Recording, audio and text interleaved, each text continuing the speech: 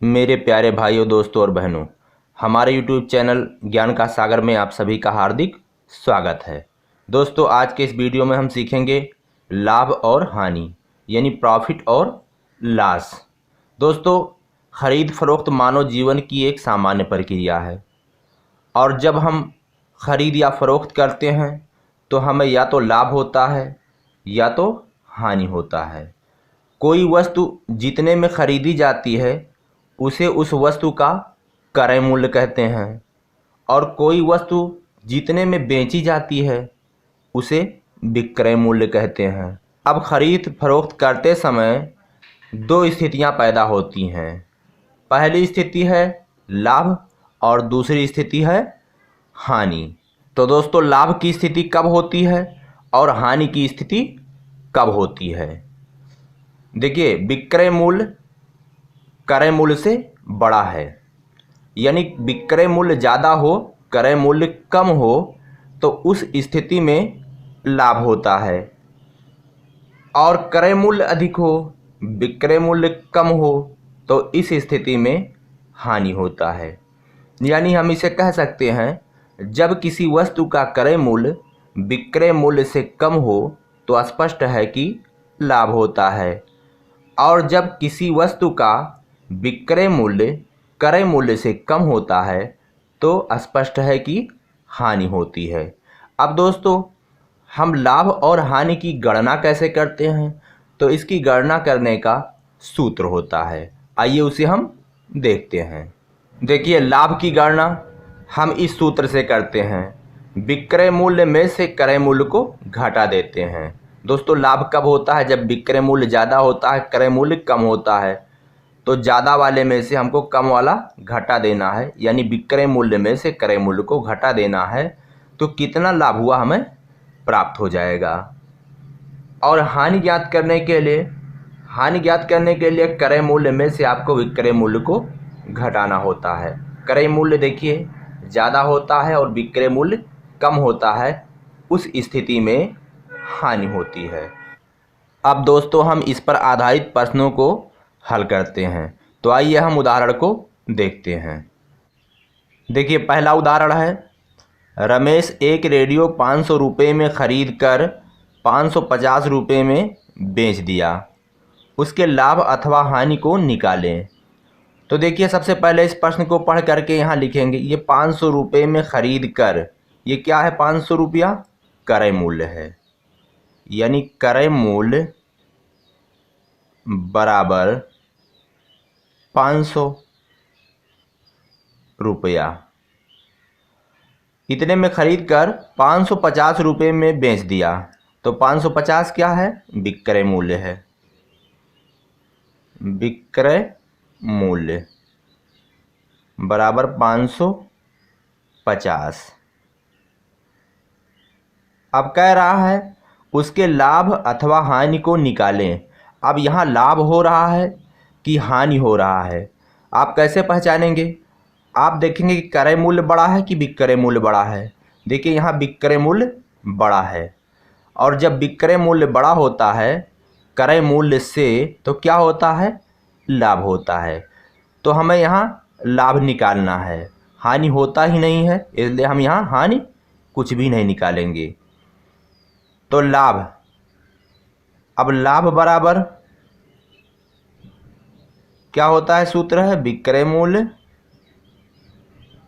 Minus क्रय मूल्य। अब विक्रय मूल्य है 550 माइनस क्रय मूल्य है 500, घटाएंगे तो क्या आएगा? 50 रुपया। ये है आपका उत्तर। यानी रमेश जो रेडियो 500 में ख़रीद कर 550 रुपये में बेच रहा है तो उसे 50 रुपये का लाभ होगा। अब आइए दोस्तों, हम अगला उदाहरण देखते हैं। दूसरा उदाहरण है बी। मोहन एक गाय 4400 रुपये में ख़रीद कर उसे 3600 रुपये में बेच देता है। उसके लाभ अथवा हानि को निकालें। अब एक एक करके हम इसको पहचान करके लिख रहे हैं। ये 4400 रुपये में ख़रीद कर तो खरीदा गया जो मूल्य होता है उसको क्या कहते हैं? क्रय मूल्य कहते हैं। यानी क्रय मूल्य, गाय का क्रय मूल्य क्या है? 4,400 रुपया। अब कह रहा है उसे 3,600 रुपये में बेच देता है।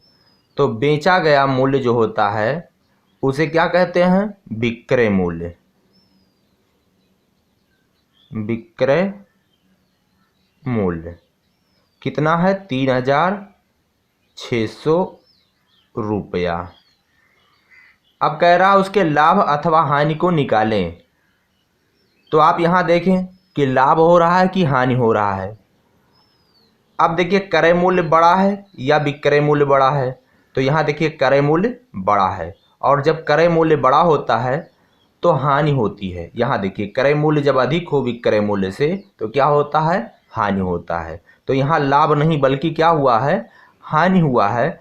और कितने का हानि हुआ है हम इस सूत्र से निकालेंगे। हानि बराबर क्रय मूल्य माइनस विक्रय मूल्य। अब चलिए इसका मान रखते हैं। क्रय मूल्य कितना है? 4,400 माइनस विक्रय मूल्य कितना है? 3,600। अब जब घटाएंगे 4,400 में से 3,600 घटाएंगे तो आएगा 800। 800 और सब क्या था? रुपया था। तो यहाँ उत्तर आएगा 800 रुपया।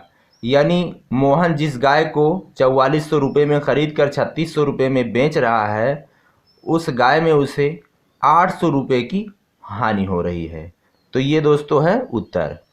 आइए अब हम अगला उदाहरण देखते हैं। तो चलिए तीसरा उदाहरण है सी। अजय ने एक पुरानी साइकिल 650 रुपये में खरीदी। उसकी मरम्मत पर 150 रुपये खर्च किए। उसने साइकिल को 825 रुपये में बेच दी। उसे कुल कितना लाभ हुआ? अब दोस्तों हम यहाँ सबसे पहले एक एक को देख करके लिख रहे हैं।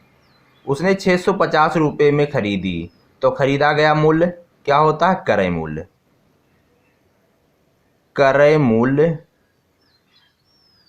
बराबर 650 रुपया। उसकी मरम्मत पर 150 रुपये खर्च किए। अब 150 क्या है? ये विक्रय मूल्य नहीं है। अब 150 है क्या? यह है ऊपरी व्यय। दोस्तों आपको बता रहे हैं क्या है? ऊपरी व्यय।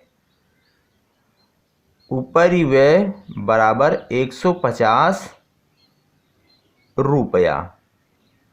अब ऊपरी व्यय क्या होता है? जैसे जब हम किसी वस्तु को खरीद कर बेचते हैं तो उस वस्तु को खरीद कर लाने में या उसमें मजदूरी लगती है या दुकान का किराया लगता है, तो उसी अतिरिक्त खर्च को ऊपरी व्यय बोला जाता है और ये क्रय मूल्य में जोड़ लिया जाता है।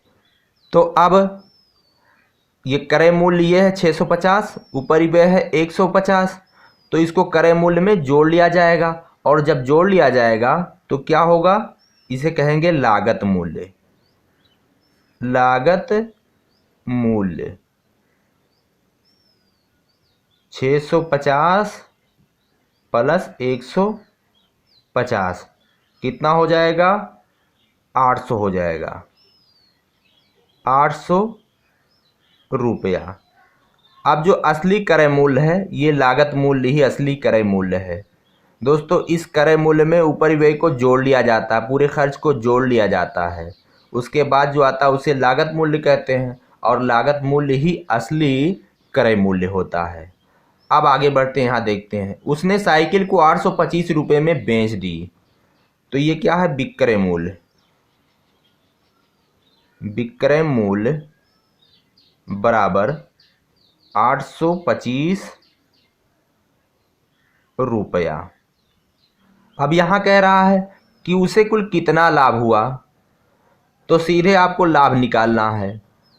और वैसे भी आप जान सकते हैं कि यहाँ लाभ ही हुआ है। देखिए बेचने वाला जो दाम है वो 825 है, तो विक्रय मूल्य क्रय मूल्य से, क्रय मूल्य कौन है, ये लागत मूल्य ही क्रय मूल्य है 800 रुपया, इससे बड़ा है विक्रय मूल्य। तो विक्रय मूल्य जब बड़ा होता है तो क्या होता है, लाभ। तो वैसे भी हम जान सकते हैं कि लाभ हो रहा है, यहाँ प्रश्न में ही कह दिया है कि लाभ कितना हुआ। तो चलिए अब हम लाभ निकालते हैं। लाभ बराबर विक्रय मूल्य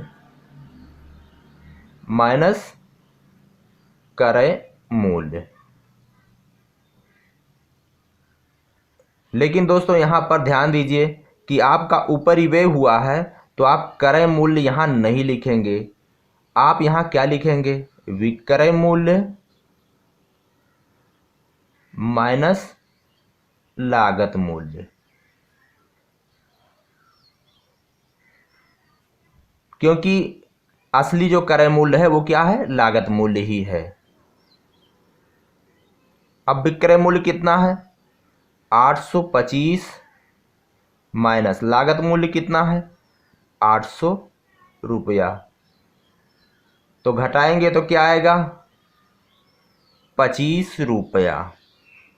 यह है उत्तर।